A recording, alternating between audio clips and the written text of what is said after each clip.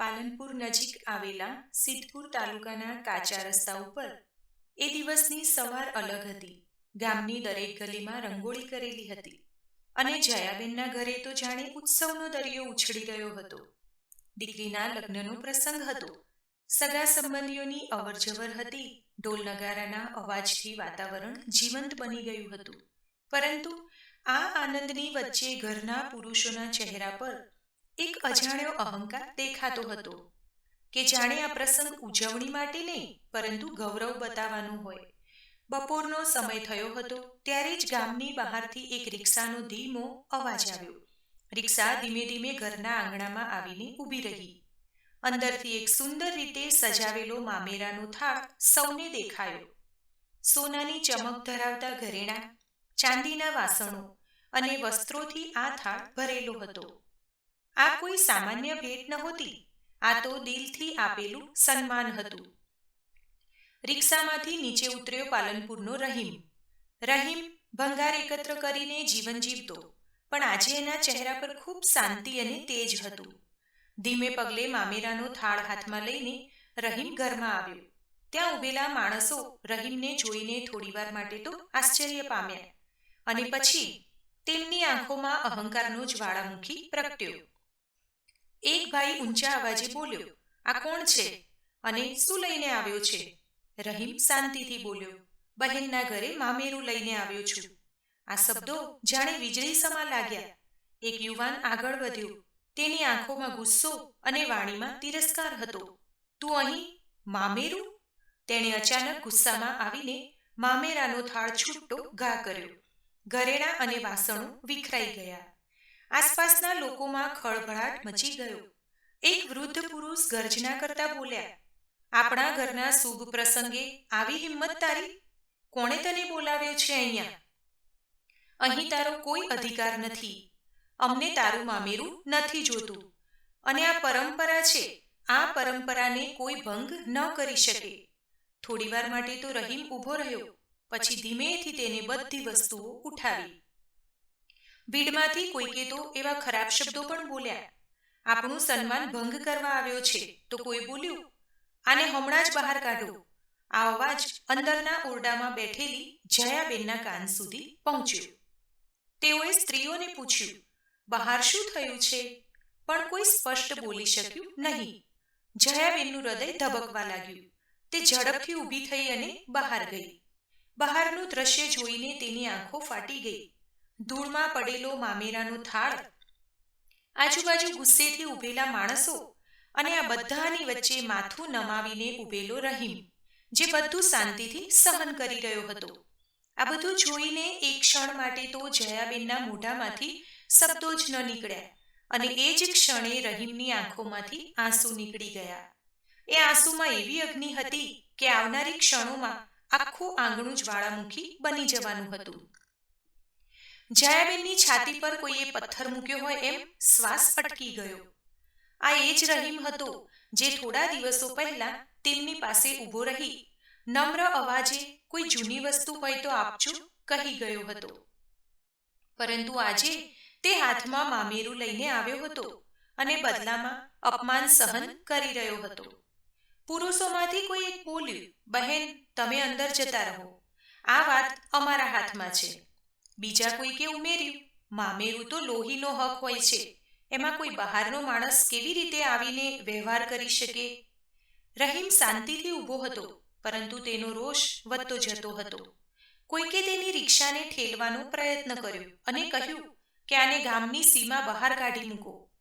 આટલું બધું સાંભળ્યા પછી પણ રહીમના મનમાં એક જ વાત હતી કે બહેનનું સન્માન સચવાવું જોઈએ. તેણે ધીમેથી ચાંદીની થાળી ઉઠાવી, હાથથી સાફ કરી અને બાજુમાં મૂકી. આ દ્રશ્ય જોઈને એક વૃદ્ધ માણસ બોલ્યા, "આને જરાય શરમ નથી, ઘરમાંથી કાઢો." અચાનક એક માણસ આવ્યો અને ઊંચા સ્વરે બોલ્યો, "આપણા ધર્મમાં આ બધું નહીં ચાલે. આને અહીંથી હટાવો." ભીડમાં હા અને ના એવા અવાજો આવતા હતા. કોઈએ તો કટુ શબ્દો બોલ્યા તો કોઈકે મજાક કરી. હવે આ વાત મામેરાની ન હતી, અહંકાર અને ભેદભાવની બની ચૂકી હતી. રહીમે જયાબેન તરફ જોયું. તેની નજરમાં કોઈ ફરિયાદ નહોતી, કોઈ અપેક્ષા નહોતી. માત્ર એક પ્રશ્ન હતો, બહેન, શું હું ખોટું છું? કોઈકે ફરીથી મામેરાના થાળને લાત મારવાનો પ્રયત્ન કર્યો, પરંતુ રહીમે તરત જ હાથ આગળ કરીને તેને રોકી દીધો અને કહ્યું, આ મામેરું છે, તેનું અપમાન કરશો નહીં. આ શબ્દો સાંભળતા જ ભીડમાં ફરી એક તોફાન ઉઠ્યું. જુઓ, હવે તે સામે જવાબ પણ આપવા લાગ્યો. આને તો અત્યારે જ બહાર કાઢવો જોઈએ. જયાબેન હવે વધુ સહન ન કરી શક્યા. તેઓ ધીમે ધીમે આગળ વધ્યા, પરંતુ હજી કંઈ બોલ્યા નહીં. તેમનો ચહેરો કઠોર બનતો જતો હતો. રહીમે છેલ્લી વાર જમીન પર પડેલા વાસણ ઉઠાવ્યા અને એક કપડાથી સાફ કર્યા, ફરી થાળમાં ગોઠવ્યા. આ જ ક્ષણે જયાબેનનો અવાજ આખા આંગણામાં ગુંજી ઉઠ્યો. બસ એક પણ શબ્દ કોઈ બોલશે નહીં. આ અવાજમાં એવી કઠોરતા હતી કે થોડી પળ માટે તો જાણે કે બધું સ્થિર થઈ ગયું. જે લોકો થોડા સમય પહેલા ગમે તેમ બોલી રહ્યા હતા, તેઓ એકબીજાના ચહેરા તરફ જોવા લાગ્યા. ઢોલવાળો ઢોલ વગાડવાનું બંધ કરીને બેસી ગયો. હવે માત્ર જયાબેનનો ધબકતો શ્વાસ સંભળાતો હતો. જયાબેન ધીમેથી આગળ વધ્યા. ધૂળમાં પડેલા થાળ પાસે આવીને ઊભા રહ્યા. તેમણે કાંપતા હાથેથી ચાંદીનું વાસણ ઉઠાવ્યું, પોતાની સાડીના પાલવથી સાફ કર્યું અને રહીમની સામે જોયું. એ નજરમાં હવે પ્રશ્ન નહોતો, સ્વીકાર હતો. જયાબેન કડક સ્વરમાં બોલ્યા, તમને ખબર છે આ કોણ છે? તો ભીડમાંથી કોઈ બોલ્યું, બેન, તમે અંદર જાઓ, આ અમારી બાબત છે. જયાબેનના ચહેરા પર હવે ગુસ્સો સ્પષ્ટ દેખાતો હતો. આ મારી દીકરીના લગ્ન છે, આ મારું ઘર છે. અહીં કોણ આવશે કોણ નહીં આવે એનો નિર્ણય હું કરીશ. આ શબ્દો સાંભળતા જ કેટલાક પુરુષોના ચહેરા પર અહંકારની રેખાઓ ઊંડી થઈ ગઈ. એક જણ બોલ્યો, આ પરંપરા છે. જયાબેનનો અવાજ વધુ મજબૂત થયો, શું માનવતા કરતા પરંપરા મોટી છે? આ વાક્ય જાણે આખા આંગણામાં ઘા સરખું લાગ્યું. જયાબેન હવે રહીમની પાસે આવીને ઊભા રહ્યા. ભાઈ શબ્દ હોઠ પર આવ્યો અને અટકી ગયો. બધા લોકો સાંભળતા રહી ગયા. ભાઈ? જયાબેને ગર્વથી ફરીથી કહ્યું, હા, આ મારો ભાઈ છે.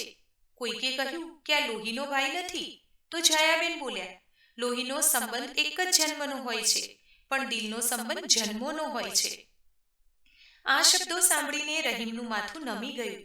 જયાબેન બોલ્યા, થોડા દિવસ પહેલા મેં એને કહ્યું હતું, ભાઈ, મામેરું લઈને આવીશ ને.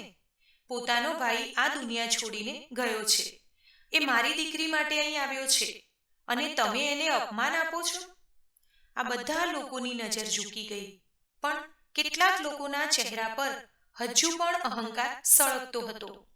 એક વૃદ્ધ પુરુષ બોલ્યા, પણ સમાજ શું કહેશે? જયાબેને તીવ્ર નજરે તેમની સામે જોયું અને કહ્યું, સમાજ તો ત્યારે પણ શું કહેતો હતો, જ્યારે આ ભાઈ અમારી ગલીમાં મહેનત કરીને ભંગાર એકઠું કરતો હતો. રહીમ ધીમેથી બોલ્યો, જો બેન, તમને વાંધો હોય તો હું ચાલ્યો જઉં. મને અપમાન ચાલશે, પણ તમારી ઉપર કોઈ કલંક ન લાગવું જોઈએ. જયાબેન બોલ્યા, ભાઈ, હું તારા તરફથી આપેલું મામેરું જરૂરથી લઈશ અને ભોજન પણ કરાવીશ. આ શબ્દો સાથે જાણે આંગણામાં એક નવી જ લડાઈ શરૂ થઈ. વાત હવે વધુ ભયંકર વળાંક લેવાની હતી. એક બાજુ ગુસ્સે ભરાયેલા પુરુષો અને બીજી બાજુ જયાબેનનો અડગ નિશ્ચય, અહંકાર અને માનવતા સામે સામે હતા. કોઈની આંખોમાં ગુસ્સો હતો તો કોઈની નજર શરમથી ઝૂકી ગઈ હતી. ફરીથી કડક અવાજમાં કહ્યું, બહેન, આવા નિર્ણયથી તો આખું ગામ વાતો કરશે. સમાજની લાજ રાખવી પડે. જયાબેન બોલ્યા, લાજ ત્યારે જ રહે છે જ્યારે માનવતા જીવંત હોય. જ્યાં હૃદય સુકાઈ જાય ને, ત્યાં લાજ પણ મરી જાય છે. કોઈક બોલ્યું કે આ પરંપરા તોડી શકાય નહીં, આ મામેરું સ્વીકારાય જ નહીં. જયાબેન નીચે બેઠા અને બધું ગોઠવવા લાગ્યા. દાગીના એક તરફ ગોઠવ્યા, વાસણો એક તરફ મૂક્યા અને ઊભા થઈને ઊંચા અવાજે બોલ્યા, આજે તમે સૌ જુઓ, આ ભાઈ શું લાવ્યો છે. રહીમ બોલ્યો, બતાવવાની જરૂર નથી. જયાબેન બોલ્યા, જરૂર છે, કેમ કે અહીં કેટલાક લોકો માનતા હશે કે આ ભાઈ માત્ર નામનો ભાઈ છે.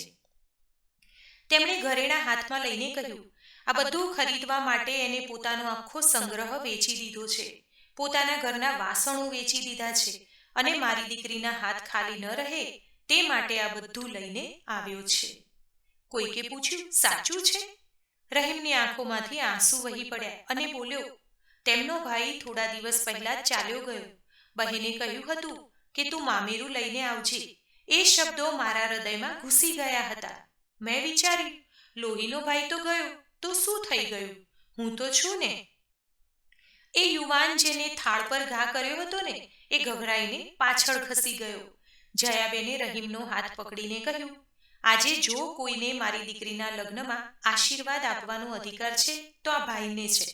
સમાજ આપણે બનાવીએ છીએ અને આજે સમાજને શીખવા મળશે. મંડપમાં હવે શાંતિ છવાઈ ગઈ.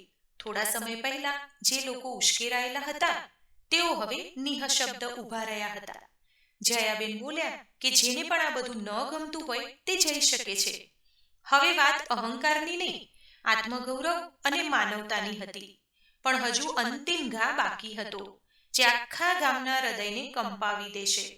જયાબેનના હાથમાં કંકુ ચોખાની થાળી હતી અને બોલ્યા, આજે તમે સૌએ જોયું અહંકાર શું છે અને હવે જુઓ કે પ્રેમ શું કરે છે. તેમણે રહીમને હાથ પકડીને મંડપ નીચે લાવ્યા. મામેરું પરંપરા છે, હા, પણ પરંપરા કોઈને દૂર ધકેલવા માટે નથી હોતી, જોડવા માટે હોય છે. આજે આ ભાઈને હું સ્વીકારીશ નહીં તો એને કેટલું દુઃખ થશે. મામેરાના થાળને લાત મારી હતી ને, તે ભાઈની નજર શરમથી ઝૂકી ગઈ અને કહ્યું કે આ મારી ભૂલ થઈ ગઈ. વૃદ્ધ પુરુષ પણ આગળ વધ્યા. તેમના અવાજમાં હવે કડકાઈ નહોતી. તે પણ બોલ્યા કે અમે ઉતાવળ કરી. રહીમ આ બધું સાંભળી રહ્યો હતો. તે ધીમેથી બોલ્યો, મને કોઈ માફી નથી જોઈતી. મને માત્ર એટલું જોઈએ કે આજે આ દીકરીના લગ્નમાં કોઈ ભેદભાવ ન રહે. જયાબેને તરત જ કહ્યું કે આ ભેદભાવનો અંત છે. તેમણે મામેરાનો થાળ પોતાના હાથમાં લીધો અને ગર્વથી કહ્યું, આ મામેરું મારા ભાઈનું છે અને જે કોઈને આ સ્વીકાર્ય ન હોય તે અહીં મંડપ નીચેથી જઈ શકે છે. પણ કોઈ જ ત્યાંથી ગયું નહીં. ફરીથી ઢોલ વાગવા લાગ્યો. લગ્ન વિધિ શરૂ થઈ. બધાએ રહીમને આશીર્વાદ આપવા બોલાવ્યો. તેણે કાંપતા હાથે દીકરીના માથા પર હાથ ફેરવીને કહ્યું કે બેટા, તું સુખી થજે. ત્યાં ઉભેલા બધા જ લોકોને સમજાયું, અહંકારની આગ થોડા સમય માટે જ ભભૂકે, પરંતુ માનવતાનો દીવો એકવાર પ્રગટે ને તો આખું જીવન પ્રકાશિત થઈ જાય છે.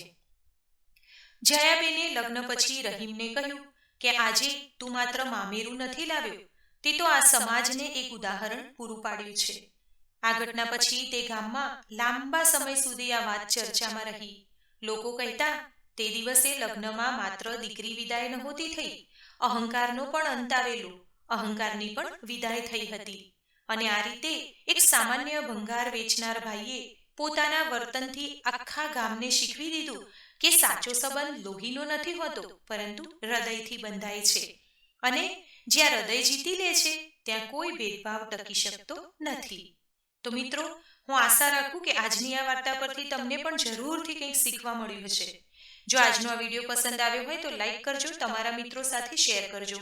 ચેનલને પહેલી જ વખત જોઈ રહ્યા હોય તો સબસ્ક્રાઇબ જરૂરથી કરી લેજો, જેથી નવા આવનારા વિડીયો આપને સાંભળવા મળતા રહે. ધન્યવાદ. સર્વેને મારા જય શ્રી કૃષ્ણ.